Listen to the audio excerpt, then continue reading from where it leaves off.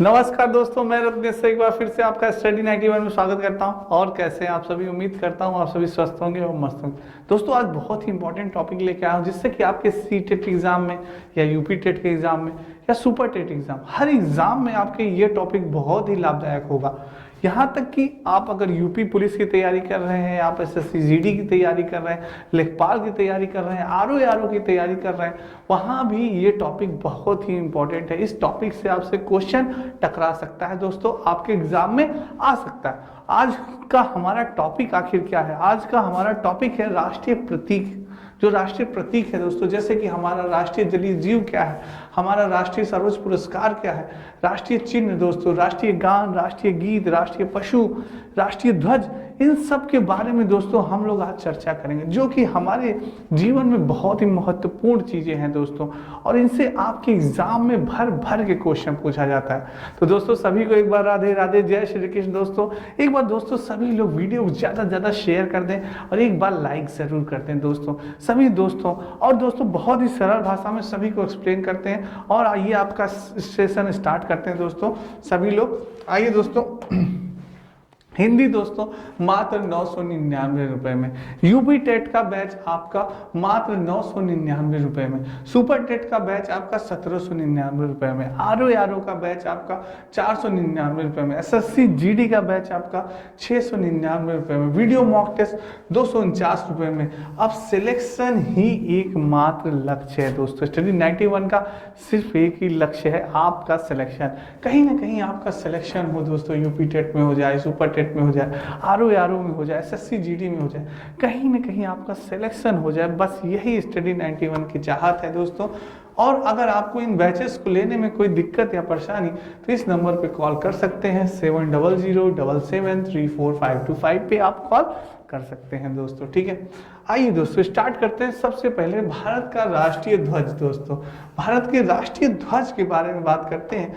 आप सभी, हम सभी जानते हैं राष्ट्रीय ध्वज के बारे में। ऐसा नहीं है कि हम सभी नहीं जानते, परंतु कुछ जानकारियां हमें लेना बहुत ही आवश्यक है। जैसे कि भारत के राष्ट्रीय ध्वज में समान अनुपात में केसरिया, सफेद तथा हरे रंग की 36 पट्टियां होती हैं। इन तीन रंगों का, कितने रंग, पॉइंट नोटेड माय स्टूडेंट, तीन रंगों का के कारण ही भारत के ध्वज को तिरंगा कहा जाता है। इन तीन रंगों के कारण, जो केसरिया होता है, सफेद होता है तथा हरा होता है दोस्तों, इन तीन रंगों के कारण ही आपके राष्ट्रीय ध्वज को क्या कहा जाता है?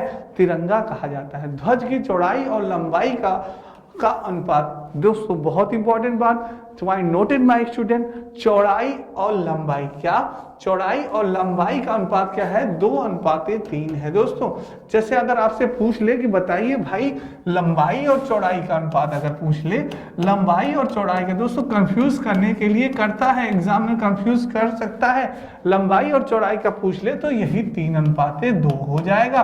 कंफ्यूज मत होइएगा, याद रखिएगा कि चौड़ाई कितनी है आपकी, चौड़ाई आपकी 2 है और लंबाई कितनी है आपकी, लंबाई का अनुपात आपके 3 है। लंबाई ज्यादा है, चौड़ाई क्या है, कम है दोस्तों। ठीक है, तो ये चीज दिमाग में रखिए। कभी कभी एग्जामिनर उल्टा कर सकता है, क्योंकि आप देख रहे हैं कि आजकल हमारे जो एग्जाम में क्वेश्चन जो पूछे जा रहे हैं वो सीधे सीधे नहीं पूछे जा रहे हैं, घुमा के दोस्तों क्वेश्चन पूछ रहा है एग्जामिनर। तो सीधे पूछो भैया, चाहे घुमा के पूछो, हमारे रत्नेश सर ने हमें पढ़ाया है, चाहे जैसे आप पूछो, हम बताने को क्या है, तैयार हैं भैया। ठीक है, तो ये चीज है दोस्तों, ये चीजें हैं, छोटी छोटी चीजें हैं, हमें मालूम है कि आपको पता है दोस्तों, पर कैसे एग्जामिनर पूछ सकता है घुमा के, तो उसका आंसर आपको देना है। ध्वज में सफेद रंग जो है दोस्तों की पट्टी के बीचों बीच गहरे नीले रंग का एक चक्र बना होता है। अब चक्र की बात करते हैं, चक्र बना जिसमें कितनी तीलियां होती हैं? जिसमें 24 यानी कि 24 तीलियां होती हैं। कितनी तीलियां, जो आपका चक्र बना होता है दोस्तों, उसमें कितनी तीलियां बनी होती हैं? 24 तीलियां बनी होती हैं। कितनी तीलियां बनी होती हैं? 24 तीलियां बनी होती हैं। यह चक्र सारनाथ में स्थित उर्वरता का प्रतीक प्रदर्शक होता है दोस्तों। सारनाथ में स्थित उर्वरता का प्रतीक होता है ये कौन सा? ये आपका चक्र दोस्तों। ठीक है, तो क्या चीजें आपको मिली? बहुत इंपॉर्टेंट चीजें। राष्ट्रीय ध्वज के समान अनुपात में कौन से 3 रंग होते हैं? केसरिया, सफेद तथा हरा। इस तीनों रंगों के कारण भारत के ध्वज को क्या कहा जाता है? तिरंगा कहा जाता है। इसके ध्वज की चौड़ाई और लंबाई का अनुपात क्या है दोस्तों? 2:3 का होता है। ध्वज में सफेद रंग की पट्टियां होती हैं जिनके बीच में गहरे नीले रंग का, कितने रंग का, नीले रंग का दोस्तों, पूछ सकता है कौन सा रंग, काला, सफेद या नीले रंग का चक्र बना होता है जिसमें कितनी तीलियां, 24 तीलियां होती हैं दोस्तों। और यह चक्र सारनाथ में स्थित उर्वरता का प्रतीक है दोस्तों। ठीक है, ये पॉइंट आपने जाना। आइए जानते हैं और एक पॉइंट, कुछ पॉइंट्स। 22 जुलाई 1947 को भारतीय संविधान सभा ने राष्ट्रीय ध्वज तिरंगे को अपनाया गया था दोस्तों, 22 जुलाई 1947 को। ठीक है, भारत के राष्ट्रीय ध्वज में स्थित केसरिया रंग त्याग का, बहुत इंपॉर्टेंट दोस्तों, पूछा जा सकता है, केसरिया रंग त्याग का। और बलिदान की बात की जाए तो बलिदान का सफेद रंग होता है दोस्तों, और सत्य, शांति और पवित्रता तथा हरे रंग का होता है दोस्तों। देश की स्मृति तथा उर्वरता का प्रतीक आपका प्रदर्शक होता है। जो हरा रंग होता है वो देश की स्मृति तथा उर्वरता का प्रतीक होता है, जिसमें केसरिया रंग आपका किसका होता है, त्याग का और बलिदान का। सफेद रंग किसका होता है, सत्य, शांति और पवित्रता का।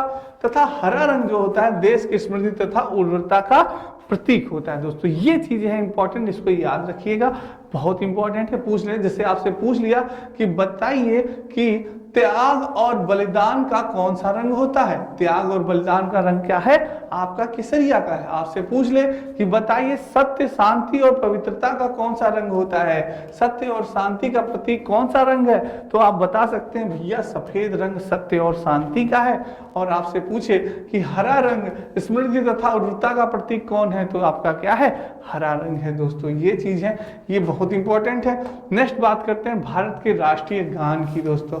भारत का राष्ट्रीय गान क्या है भैया, जन गण मन हमारा क्या है, राष्ट्रीय गान है दोस्तों। भारत का राष्ट्रीय गान कब अपनाया गया था, स्वीकार किया गया, 24 जनवरी 1950 को राष्ट्रीय गान को के रूप में स्वीकार किया गया। कब, 24 जनवरी 1950 में दोस्तों। यह गान किसने गाया था भाई, अरे इस गान को गाया था हमारे रविंद्रनाथ ठाकुर जी ने, रविंद्रनाथ टैगोर जी ने द्वारा रचा गया था। बहुत महान आत्मा थे जिन्होंने राष्ट्रगान की रचना की दोस्तों। सबसे पहले 27 दिसंबर 1911 को इसे कलकत्ता में भारतीय राष्ट्रीय कांग्रेस के अधिवेशन में गाया गया। पूछा जाता है कि सर्वप्रथम राष्ट्रगान कहाँ गाया गया था दोस्तों, तो आप बता सकते हैं सर सबसे पहले 27 दिसंबर 1911 को इसे कलकत्ता में भारतीय राष्ट्रीय कांग्रेस के अधिवेशन में गाया गया था। संपूर्ण गीत गाने का, पढ़ने का गावन लगभग कितना समय लगता है, 52 सेकेंड का समय लगता है। पॉइंट नोटेड माय स्टूडेंट, कितने समय का, 52 सेकेंड। कितना, 52 सेकेंड सर, 52 सेकेंड कितना समय लगता है, राष्ट्रगान के गायन में कितना समय लगता है, 52 second. Point noted my student. कब इसको राष्ट्रीय गान को स्वीकार किया गया, 24 जनवरी 1950 में इसको स्वीकार किया गया, 1915 को दोस्तों। तो ये सब जितना आप लिखेंगे दोस्तों उतना आपको याद होगा।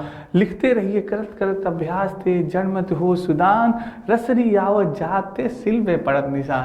तो इसी तरह प्रैक्टिस करते रहिए। सबसे पहले कहाँ, 27 दिसंबर 1911 को कलकत्ता के भारतीय राष्ट्रीय अधिवेशन में, राष्ट्रीय कांग्रेस के अधिवेशन में गाया गया दोस्तों। ठीक है, संपूर्ण गीत गाने या पढ़ने कितना समय, 52 सेकेंड। ये चीजें हैं आपको याद होगी राष्ट्रीय गान के बारे में। और जानते हैं कुछ पॉइंट्स अपने दोस्तों, अपनी हिंदी, अब पुस्तकों के बारे में कुछ जानते हैं। अपनी हिंदी दोस्तों सिर्फ 299 रुपए में। आपके वीडियो का बैच है, वीडियो की बुक पुस्तकें दोस्तों 199 रुपए में। पेट कॉम्बो की पुस्तक आपकी 350 रुपए में। पेट बुक आपकी दोस्तों 300 रुपीज में। आरओ की बुक आपकी कितनी, 175 में दोस्तों। लेखपाल कॉम्बो आपका कितना, 300 रुपए में। फ्री डिलीवरी है दोस्तों, कोई भी चार्ज नहीं देना है आपको, फ्री ऑफ कॉस्ट है। कहीं भी आप मंगाइए, ये पुस्तकें आपके पास पहुंच जाएंगी। और इस पुस्तकों के लिए आपको इस नंबर पे कॉल करना है 7007734525 पे। बेहतर नहीं, सबसे बेहतर पढ़ें दोस्तों। ठीक है, नेक्स्ट चलते हैं। राष्ट्रीय पशु की बात की जाए दोस्तों, तो अप्रैल 1973 को बाघ या रॉयल बंगाल टाइगर को भारत का राष्ट्रीय पशु घोषित किया गया। क्या है हमारा राष्ट्रीय पशु, बाघ है, यानी टाइगर।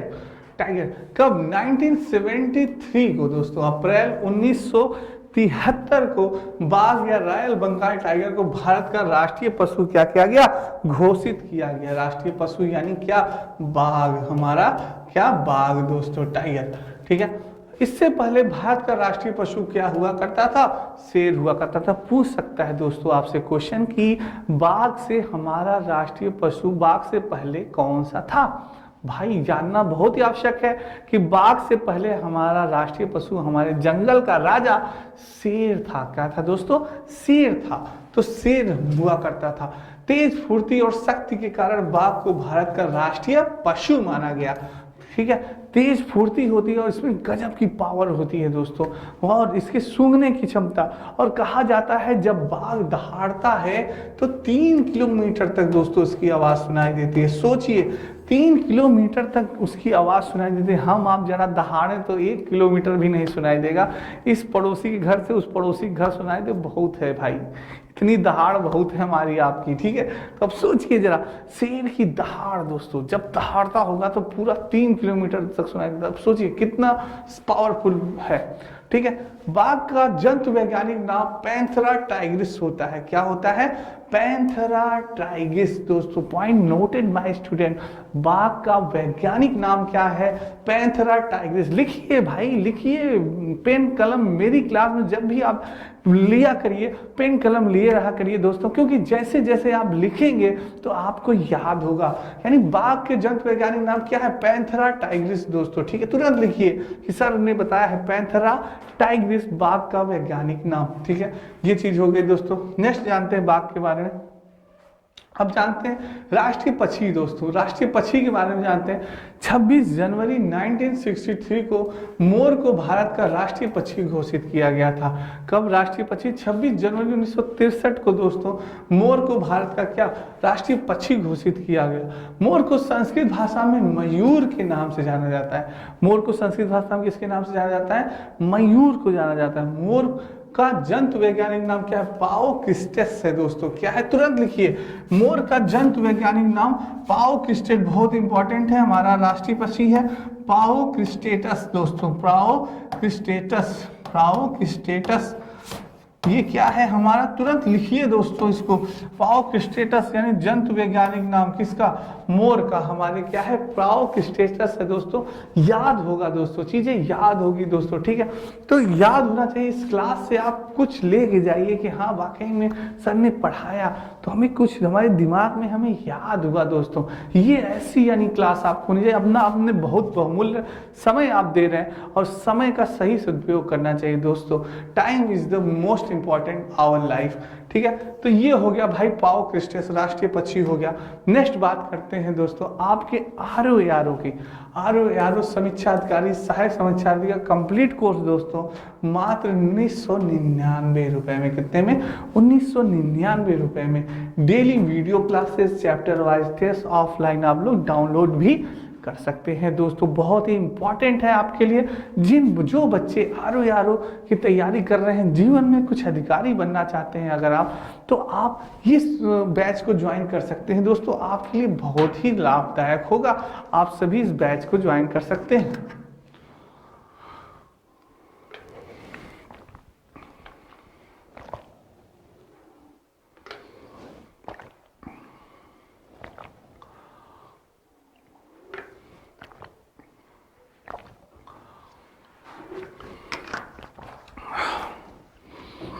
आइए बच्चों स्टार्ट करते हैं। और अब स्टार्ट करते हैं दोस्तों अपनी नेक्स्ट टॉपिक के बारे में बताते हैं। राष्ट्रीय पुष्प दोस्तों, फ्लावर, नेशनल फ्लावर क्या है हमारा, राष्ट्रीय पुष्प क्या है, तो राष्ट्रीय पुष्प है हमारा कमल। क्या है भाई, राष्ट्रीय पुष्प क्या है हमारा, कमल है दोस्तों। क्या है, कमल है हमारा राष्ट्रीय पुष्प। क्या है, कमल है हमारा राष्ट्रीय पुष्प। हिंदू, बौद्ध तथा जैन धर्म में कमल की धार्मिक और सांस्कृतिक महत्ता है। जैसे हिंदू धर्म हो गया, बौद्ध धर्म हो गया, जैन धर्म हो गया, सब में दोस्तों कमल फूल की बहुत ही महत्ता है। बहुत ही इसको महत्वपूर्ण पुष्प माना जाता है। बहुत ही यानी कि इसकी धार्मिक और सांस्कृतिक दोनों महत्ता बहुत है इसकी दोस्तों। कमल के फूलों का प्रयोग प्रायः पूजा तथा आयुर्वेदिक, एलोपैथिक और यूनानी औषधियों के निर्माण में भी किया जाता है। सोचिए जरा दोस्तों, एक फूल के कितने फायदे, आपका एक कमल का फूल पूजा के लिए तो होता ही है, जाहिर सी बात है, सारे फूल होते हैं पूजा के लिए उपयोगी। पर दोस्तों आयुर्वेदिक में भी, एलोपैथिक में भी और यूनान के औषधियों में भी के निर्माण में ये फूल क्या कहते हैं, यूज में आता है, प्रयोग में आता है, इसीलिए इसे राष्ट्रीय पुष्प कहा गया दोस्तों कमल को। कितना देखिए दोस्तों उपयोगी है ये कमल, छोटा सा फूल हमारे लिए कितना उपयोगी है आयुर्वेदिक से, एलोपैथिक से और औषधि के रूप में, ठीक है। अब कमल का वानस्पतिक नाम क्या है दोस्तों? कमल का वानस्पतिक नाम है नीलम्बियन यूनिस्फेरा दोस्तों, तुरंत लिखिए नीलम्बियन न्यूस्फेरा, नीलम्बियन दोस्तों, नीलम्बियन न्यूस्फेरा, ये इसका नाम लिखिए दोस्तों, तब याद होगा, कई बार लिखिए नीलम्बियन न्यूस्फेरा, नीलम्बियन न्यूस्फेरा, यानी कमल का वानस्पतिक नाम क्या है? नीलम्बियन न्यूस्फेरा। कई बार लिखिए दोस्तों, जितना लिखेंगे उतना आपके दिमाग में याद होगा दोस्तों, ठीक है। नेक्स्ट अब बात करते हैं दोस्तों राष्ट्रीय खेल। हमारा राष्ट्रीय खेल क्या है, तुरंत बताइए भाई। राष्ट्रीय खेल हॉकी है दोस्तों। क्या है सर? राष्ट्रीय खेल हमारा हॉकी है भाई। क्या है? हॉकी है। भारत का राष्ट्रीय खेल हॉकी को माना जाता है। भारत का राष्ट्रीय खेल किसे माना जाता है? हॉकी को माना जाता है। जबकि भारत ने ओलंपिक में हॉकी के खेल में लगभग 6 स्वर्ण पदक जीते थे। कितने जीते थे? 6 स्वर्ण पदक जीते थे। सोचो 6 गोल्ड, कितने गोल्ड जीते थे? 6 गोल्ड जीते थे, ठीक है। 6 स्वर्ण पदक जीते थे। तब से हॉकी को भारत का राष्ट्रीय खेल माना जाता है। यानी ओलंपिक में सर्वप्रथम इन्होंने जब 6 गोल्ड जीते दोस्तों, तब इन्हें क्या किया? हॉकी को इन्होंने राष्ट्रीय खेल बना लिया दोस्तों। बात करते हैं, लेकिन भारतीय खेल मंत्रालय ने माना कि आधिकारिक रूप से भारत में किसी भी खेल को भारत का राष्ट्रीय खेल घोषित नहीं किया गया है। लेकिन सरकारी वेब पोर्टल पर हॉकी को ही राष्ट्रीय खेल माना गया। अब बताइए दोस्तों, हॉकी का जादूगर किसे कहा जाता था? बहुत इंपॉर्टेंट क्वेश्चन है, कई बार पूछा गया है। हॉकी का जादूगर दोस्तों किसे कहा जाता था? जल्दी से बताएं, हॉकी का जादूगर किसे कहा जाता था? कमेंट करके बताएं जल्दी से। अगर आपको नॉलेज है तो मुझे भी पता होना चाहिए मेरे बच्चों को कितना आता है। हॉकी का जादूगर आखिर किसे कहते हैं? जल्दी से कमेंट करना दोस्तों, जल्दी से बताएं, हॉकी का जादूगर किसे कहा जाता है? बहुत बढ़िया कमेंट आ रहा है, बहुत बढ़िया। कुछ बच्चे बहुत बढ़िया, बिल्कुल मेजर ध्यानचंद को हॉकी का जादूगर कहा जाता था। किसे? मेजर ध्यानचंद दोस्तों, मेजर ध्यानचंद को हॉकी का जादूगर कहा जाता था। मेजर ध्यानचंद को हॉकी का जादूगर कहा जाता था दोस्तों। किसको? हॉकी का जादूगर, ठीक है। नेक्स्ट, यूपी पुलिस कांस्टेबल का दोस्तों नया बैच प्रारंभ हो गया है। कंप्लीट कोर्स महा बजट ऑफर है दोस्तों। जो बच्चे यूपी पुलिस में भर्ती होना चाहते हैं, जिन्हें वर्दी पहननी है, इस बार बहुत सुनहरा मौका है दोस्तों आपके लिए। ये सुनहरा मौका आपके हाथ से न जाने पाए, तो इस बैच को आप ज्वाइन करें। यूपी पुलिस कांस्टेबल का नया बैच प्रारंभ, कंप्लीट कोर्स महा बजट ऑफर है दोस्तों, मात्र 1499 रुपए में। बहुत ही शानदार ऑफर है, तो सभी बच्चे ज्वाइन करें। नेक्स्ट दोस्तों बात करते हैं राष्ट्रीय वृक्ष की दोस्तों। क्या है हमारा राष्ट्रीय वृक्ष, जरा बताएं।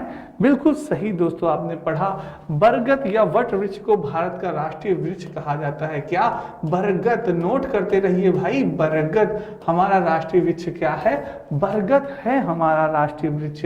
यह एकता तथा दृढ़ता का प्रतीक है। किसका? हमारी एकता तथा दृढ़ता का प्रतीक है दोस्तों। क्या? हमारा बरगद वट वृक्ष दोस्तों। नेक्स्ट बात करते हैं, जिस प्रकार भारत में विभिन्न धर्म और जाति के लोग एक साथ निवास करते हैं, उसी प्रकार बरगद के पेड़ की शाखाओं, तने और जड़ों में छोटे बड़े कई जीव जंतु निवास करते हैं।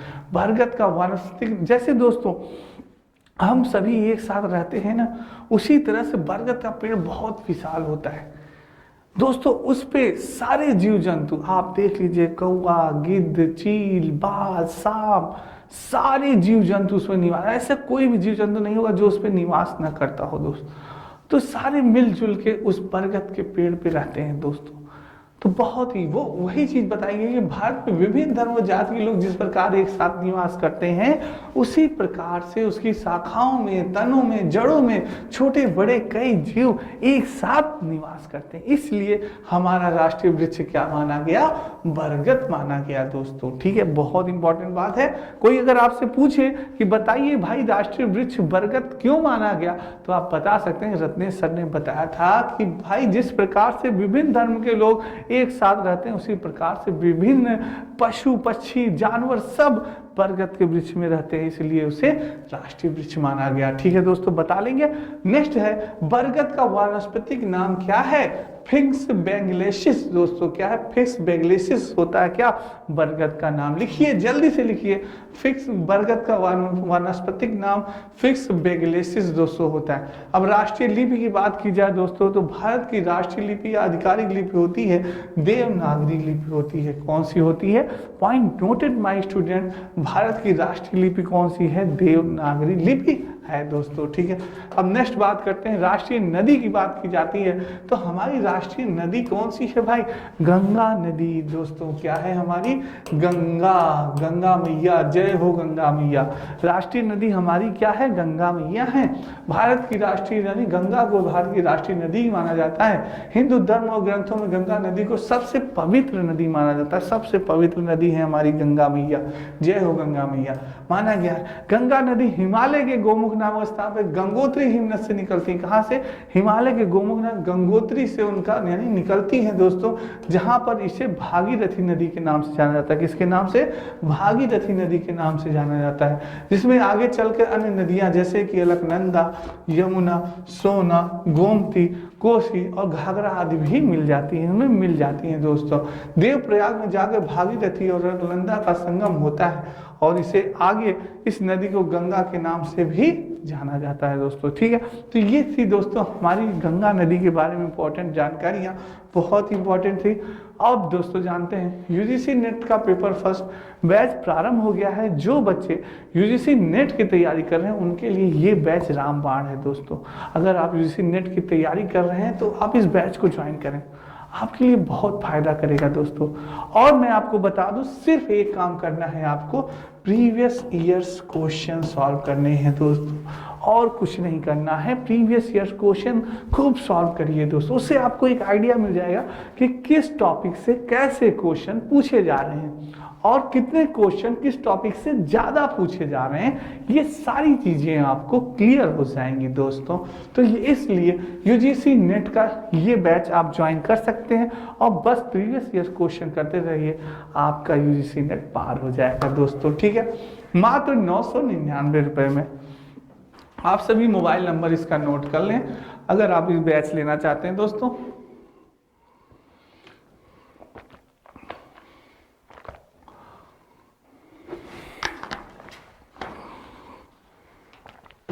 आइए दोस्तों, नेक्स्ट है दोस्तों राष्ट्रीय विरासत पशु। राष्ट्रीय विरासत पशु यानी अक्टूबर 2010 में हाथी को दोस्तों, यानी किसे? हाथी को भारत का राष्ट्रीय विरासत पशु घोषित किया गया था। हाथियों को घटित संख्या के कारण उनके बचाव हेतु ही हाथियों को क्या किया गया? विरासत पशु का दर्जा दिया गया दोस्तों। ठीक है, यानी कब? अक्टूबर 2010 में दोस्तों। किसे? अक्टूबर 2010 में राष्ट्रीय विरासत पशु हाथी को बताया गया दोस्तों। ठीक है, नेक्स्ट बात करते हैं भारत का राष्ट्रीय जलीय जीव। बहुत इंपॉर्टेंट है दोस्तों, जलीय जीव इंपॉर्टेंट है, इंपॉर्टेंट कर लीजिएगा। पूछा जा सकता है आपसे, मीठे पानी की डॉल्फिन क्या होती है दोस्तों? जो डॉल्फिन होती है, राष्ट्रीय जीव की बात की जाए तो डॉल्फिन जो होती है दोस्तों, वो हमारी राष्ट्रीय जलीय जीव मानी जाती है। डॉल्फिन क्या मानी जाती है? हमारी राष्ट्रीय जलीय जीव मानी जाती है। 18 मई 2010 को भारत के पर्यावरण और वन मंत्रालय ने राष्ट्रीय एकाटिक पशु के रूप में गंगा नदी में पाई जाने वाली डॉल्फिन को भारत का राष्ट्रीय जलीय जीव घोषित किया था दोस्तों। गंगा नदी में पाई जाने वाली डॉल्फिन एक संकटापन्न जंतु है जो कि विशिष्ट रूप से इस नदी में वास करती है दोस्तों। इसे वन्य जीवन संरक्षण अधिनियम 1972 में शामिल किया गया था। कब शामिल किया गया? वन्य जीव संरक्षण अधिनियम 1972 में दोस्तों। ये 18 मई 2010 को भारत के पर्यावरण और वन मंत्रालय ने राष्ट्रीय एकाटिक पशु के रूप में गंगा नदी में दोस्तों, कहाँ पाई जाती है आपकी डॉल्फिन? गंगा मैया की नदी, गंगा मैया यानी गंगा नदी में पाए जाने वाली डॉल्फिन जो है दोस्तों, गंगा नदी में बहुत ही देखी जाती हैं, पाई जाती हैं। डॉल्फिन को भारत का राष्ट्रीय जलीय जीव घोषित कर दिया गया दोस्तों। ठीक है, ये आपका ये इसे वन्य जीवन संरक्षण अधिनियम 1972 में शामिल किया गया। कब शामिल किया गया? 1972 में दोस्तों। हिंदी इंडिविजुअल, और देखिए इसमें जान लीजिए आपका ये यानी कि राष्ट्रीय जलीय जीव दोस्तों कब? 18 मई 2010। ये डेट आप याद रखिएगा, ये इंपॉर्टेंट डेट है आपका। 18 मई 2010 को भारत के पर्यावरण वन मंत्रालय, ठीक है दोस्तों। और ये है आपका कौन सा अधिनियम? वन्य जीवन संरक्षण अधिनियम। किस अधिनियम के अंतर्गत, ऐसे आपसे क्वेश्चन पूछा जा सकता है कि किस अधिनियम के अंतर्गत राष्ट्रीय जलीय जीव डॉल्फिन को माना गया राष्ट्रीय जलीय जीव? तो आप कह सकते हैं भाई राष्ट्रीय वन्य जीवन संरक्षण अधिनियम 1972 में शामिल किया गया दोस्तों। ठीक है, नेक्स्ट है आपका ये आपका दोस्तों हिंदी इंडिविजुअल का कंप्लीट कोर्स बैच प्रारंभ। यानी कि आप दोस्तों अगर आपको किसी भी टॉपिक में जैसे प्रॉब्लम हो रही है, आपको संधि में प्रॉब्लम हो रही है, समास में प्रॉब्लम हो रही है, अलंकार में प्रॉब्लम हो रही है, तो जैसे जो हिंदी के ये टफ टॉपिक माने जाते हैं दोस्तों, तो इन टॉपिक्स को एक बार आप नितिन सर की डेमो क्लास जो यूट्यूब पे पढ़ी है उसको पढ़ के देखिए दोस्तों। उसके बाद आपको लगेगा कि हाँ सर ने बहुत ही सरल भाषा में सारी चीज़ों को एक्सप्लेन किया है, बहुत सरल भाषा में। तब जाके दोस्तों आप इनकी बैच को ज्वाइन करिए। मात्र 999 रुपये दोस्तों। क्या है 999? मात्र 999 रुपये में आपको कंप्लीट कोर्स, इंडिविजुअल का कंप्लीट कोर्स बैच मिल रहा है आपको हिंदी का। आपका सारा कॉन्सेप्ट क्लियर हो जाएगा दोस्तों। ठीक है, तो नेक्स्ट आते हैं दोस्तों, भारत के राष्ट्रीय चिन्ह की बात की जाए दोस्तों। भारत के राष्ट्रीय चिन्ह की बात की जाए दोस्तों, किसकी? भारत के राष्ट्रीय चिन्ह की बात की जाएगा दोस्तों, तो यानी कि राष्ट्रीय चिन्ह की बात की जाए तो भारत का राष्ट्रीय चिन्ह क्या है? अशोक स्तंभ है दोस्तों। क्या है? अशोक स्तंभ राष्ट्रीय चिन्ह क्या है हमारा? लिखिए भाई, राष्ट्रीय चिन्ह क्या है? अशोक स्तंभ है दोस्तों। क्या है? अशोक स्तंभ है हमारा राष्ट्रीय चिन्ह दोस्तों। अब बात की जाए अशोक स्तंभ जो कि मौर्य साम्राज्य के, कब? मौर्य साम्राज्य के शासनकाल सम्राट अशोक द्वारा सारनाथ में बनवाए गए स्तंभ से लिया गया है। कहाँ से लिया गया है हमारा राष्ट्रीय चिन्ह? अशोक स्तंभ दोस्तों, यानी कि सम्राट अशोक के द्वारा सारनाथ में बनाए गए स्तंभ से लिया गया। ठीक है, इस स्तंभ में 4 शेर, कितने शेर हैं? 4 बब्बर शेर हैं। 4 शेर एक दूसरे से पीठ सटाकर बैठे हुए हैं और उनमें से एक सिंह ने नीचे लिखा हुआ है सत्यमेव जयते। कहाँ? सत्यमेव जयते, जिसे राष्ट्रीय चिन्ह में दर्शाया गया है, जो कि देवनागरी लिपि में अंकित है। इसका अर्थ है सत्य की ही विजय होती है। क्या होती है? सत्य की ही विजय होती है दोस्तों। यह मुंडको उपनिषद से लिया गया है। 26 जनवरी 1950 को अशोक स्तंभ का भारत के राष्ट्रीय चिन्ह के रूप में आधिकारिक रूप से स्वीकार किया गया। कब स्वीकार किया गया? 26 जनवरी 1950 में दोस्तों। यानी सत्यमेव जयते लिखा जाता है, जिसका अर्थ क्या होता है? सत्य की ही विजय होती है। ये क्या है? आपके राष्ट्रीय चिन्ह की बात हो रही है, किसकी? अशोक की दोस्तों। ठीक है, अब बात करते हैं सर्वोच्च राष्ट्रीय पुरस्कार। हमारा सर्वोच्च राष्ट्रीय पुरस्कार क्या है? भारत रत्न दोस्तों। कौन सा है हमारा सर्वोच्च राष्ट्रीय पुरस्कार? भारत रत्न। क्या है? लिखिए, तुरंत लिखिए, पॉइंट नोटेड माय स्टूडेंट। सर्वोच्च राष्ट्रीय पुरस्कार भारत रत्न क्या है हमारा? भारत रत्न है दोस्तों, लिखिए। और भारत रत्न और सर्वोच्च नागरिक सम्मान भी क्या है हमारा? भारत रत्न ही है। भारत रत्न सम्मान राष्ट्रीय सेवा में असाधारण कार्य करने वाले व्यक्तियों को प्रदान किया जाता है। राष्ट्रीय सेवाओं में विज्ञान, कला, साहित्य, खेल और सार्वजनिक सेवा के क्षेत्र में सम्मिलित होते हैं। इस पुरस्कार के रूप में पुरस्कार प्राप्तकर्ता को एक प्रमाण पत्र और तमगा दिया जाता है। इस पुरस्कार में धनराशि नहीं दी जाती। सिर्फ एक क्या दिया जाता है दोस्तों, प्रमाण पत्र दिया जाता है और एक तमगा दिया जाता है। इसमें राशि नहीं दी जाती, कोई भी राशि इसमें नहीं दी जाती, धनराशि नहीं दी जाती। पॉइंट नोटेड माय स्टूडेंट, आपसे क्वेश्चन सीटेट में घुमा के पूछ सकता है कि किस राष्ट्रीय सर्वोच्च राष्ट्रीय पुरस्कार में कोई भी धनराशि नहीं दी जाती। तो आपका आंसर क्या होगा? बिल्कुल सही, कमेंट बॉक्स में कमेंट करिए। भारत रत्न हमारा जो सर्वोच्च राष्ट्रीय पुरस्कार है जिसमें कि कोई भी धनराशि नहीं दी जाती। बहुत ही बढ़िया, क्लियर हो गया होगा सारी चीजें आपको। अब दोस्तों नितिन सर के द्वारा लिखी गई हैंडराइटिंग आपकी प्राचीन इतिहास, मध्यकालीन इतिहास, आधुनिक इतिहास, सामान्य इतिहास, इंडियन ज्योग्राफी, भारत राष्ट्रीय राज्य व्यवस्था, फिजिक्स, केमिस्ट्री, बायोलॉजी, सारी पुस्तकें दोस्तों बहुत ही इंपॉर्टेंट है आपके लिए, जो कि कंपटीशन को देखते हुए दोस्तों। ठीक है, तो दोस्तों आज का सेशन आपको कैसा लगा कमेंट बॉक्स में कमेंट जरूर करिएगा। एक बार वीडियो को ज़्यादा से ज़्यादा लाइक कर दीजिएगा दोस्तों और शेयर कर दीजिएगा दोस्तों। अगर आपको लगता है कोई दिक्कत परेशानी, आपको कुछ पूछना है तो कमेंट करिएगा दोस्तों, मैं उसका आंसर देने का प्रयास जरूर करूंगा दोस्तों। ठीक है, तो आज के लिए इतना ही दोस्तों। आपका दिन मंगलमय हो। राधे राधे, जय श्री कृष्ण दोस्तों और जय हिंद दोस्तों। ठीक है, धन्यवाद दोस्तों।